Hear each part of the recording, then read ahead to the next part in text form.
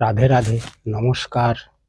ঠিক, আমার বসার ভাবভঙ্গি, কথার ভাবভঙ্গি ভালো না, তাই মার্জনা করবা। কারো যদি খারাপ লাগে মার্জনা করবা।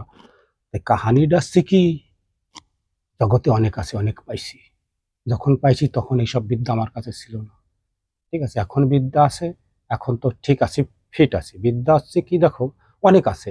একজনের জমি আর একজনে জবরদখল করে খাচ্ছে, তারে কোনো প্রকারে, কেন জবরদখল বড় দখল, ঠিক আছে, কোনো প্রকারে তারে খেদানো তাড়ানো পাওয়া যাচ্ছে না। বা আমার জমি আমার উদ্দেশ্য করে বলি, আমার জমি আমি ফেরত পাচ্ছি না, সেই সব জমিরে ফেরত পাওয়ার জন্য মহা উপায় এই বিদ্যা আর অন্য অন্য কাজে লাগানো যায়। ছোট্ট একটা মন্ত্র, বিধিবিধান একটু লম্বা, কিন্তু 1 সপ্তাহের মধ্যে কাজ করে দেবে।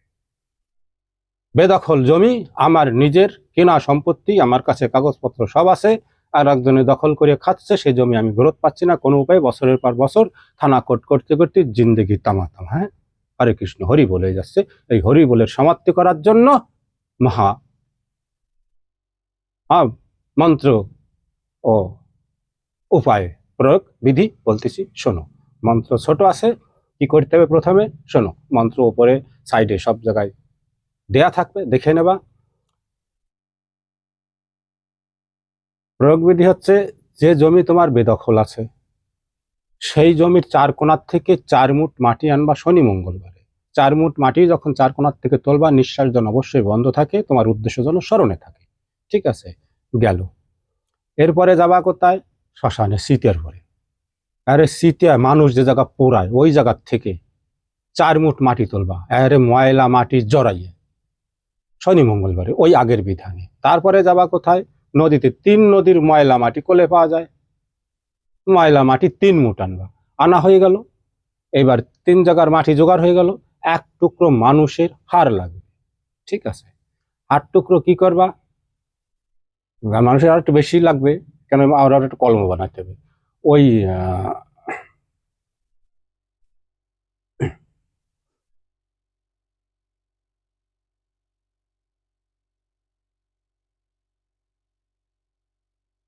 হাড় টুকরো কি করবা? পুতুলের মধ্যে ঢুকাই দেবা।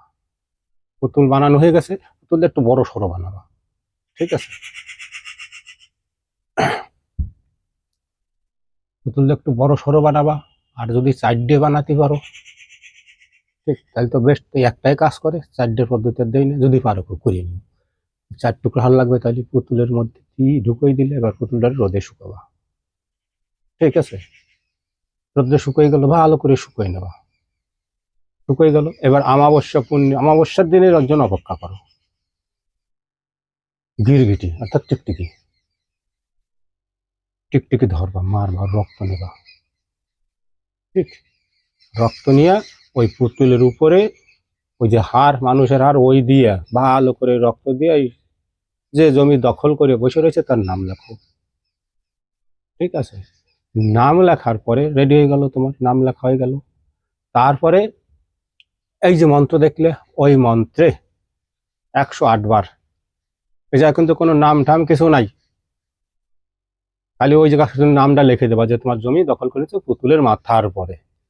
ঠিক আছে, যে কয়বার পারো, যে কয় জায়গা লেখা যায় মাথার পরে, পুতুল একটু বড় লাগবে।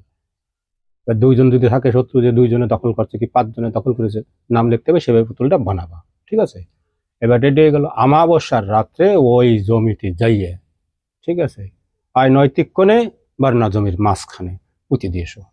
দেখো, 1 সপ্তাহের মধ্যে জমি ছাড়িয়ে বাপ বাপ বাপ বাপ বাপ বাপ করে পলাবে। ঠিক, একটু সাবধান, জায়গা ঠিক রাখবা, কোন জায়গা পুঁতিছো। আর না তো কিন্তু তুমি তোমার জমি দখল করে তুমিও খাতে পারবা না, তুমিও ছাড়িয়ে বলাবা। কিন্তু ও কিন্তু মহাবিষ পুঁততিছো ওর মধ্যে। যখন তোমার জমি তুমি দখল নেবা, তারপরে ওই জিনিসটা অবশ্যই উঠাবা। উঠাইয়া পরে দূরে কোথাও শ্মশান ঘাটে দাফন করে তুই আসবা, যাতে ভবিষ্যতে ও আর এই জমির দ্বারে না ফেরে। এই আছে সরল সোজা। ঠিক আছে, 2-3 দিনের অল্প অল্প খাটনি, বিনি পয়সার, কোটি কোটি টাকার সম্পত্তি লোকে দখল করিয়া জবরদখল করে বসে রয়েছে, কেস খামারি করে পাচ্ছ না। করিয়ে দেখো, 1 সপ্তাহের মধ্যে তোমার অসাধ্য সাধন হয়ে যাবে। ঠিক, জয় রাধে, নমস্কার। ছোট থাক এই ভিডিও, পরে আর একটা ভিডিও আসবে, একটু দেখি। গড়কলিতে এ ভয়ঙ্কর ঘোর অন্ধকারে বিদ্যা কতগুলো দুনিয়াবাসীকে দেওয়া যায়।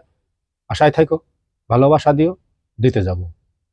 হরে কৃষ্ণ, হরি বল। সবকিছুতেই গন্ডগোল, তাই না? নমস্কার।